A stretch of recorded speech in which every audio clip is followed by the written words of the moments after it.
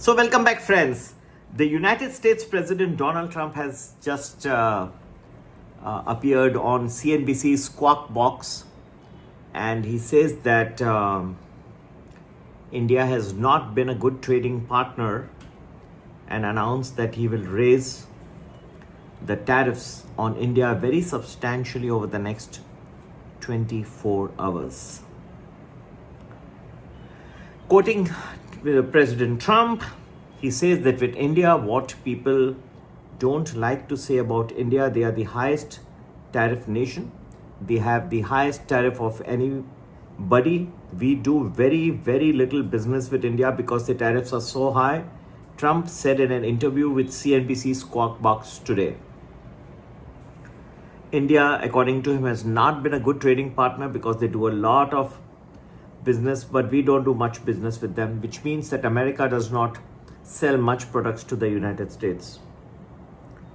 So he says we settled on 25% tariff, but I think I am going to raise that very substantially over the next 24 hours because they are buying Russian oil. Friends, since President Trump announced a 25% tariff and yesterday mentioned that India is not only buying the Russian oil but is also selling in the open market and profiting from the low oil prices, there has been a lot of statements coming from the Ministry of External Affairs. There are a lot of emotions. People are getting extremely emotional about this President Trump hitting out at India.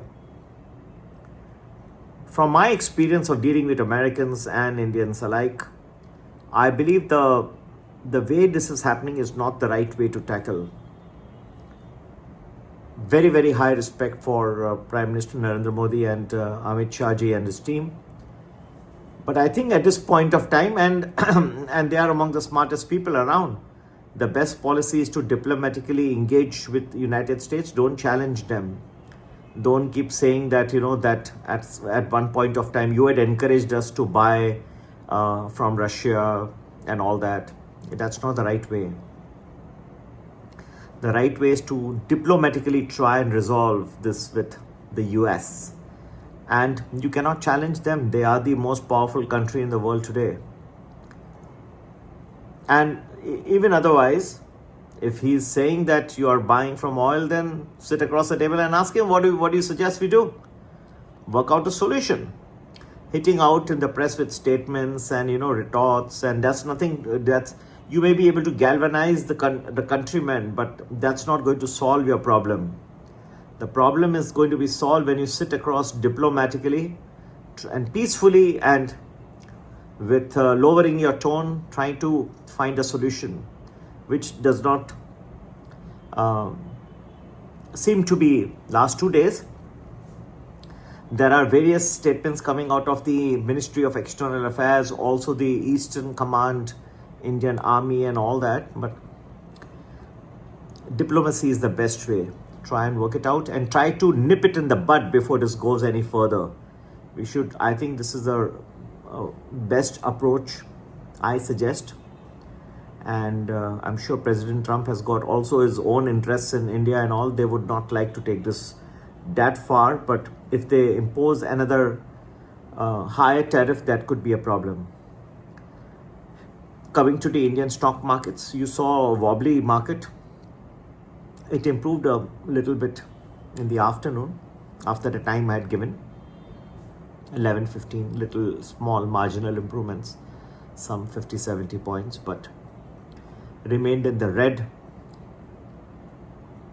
As far as I can see, the markets may be weak once again on opening tomorrow.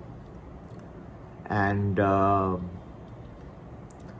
I hope that these 24 hours do not turn out to be a burden for the country.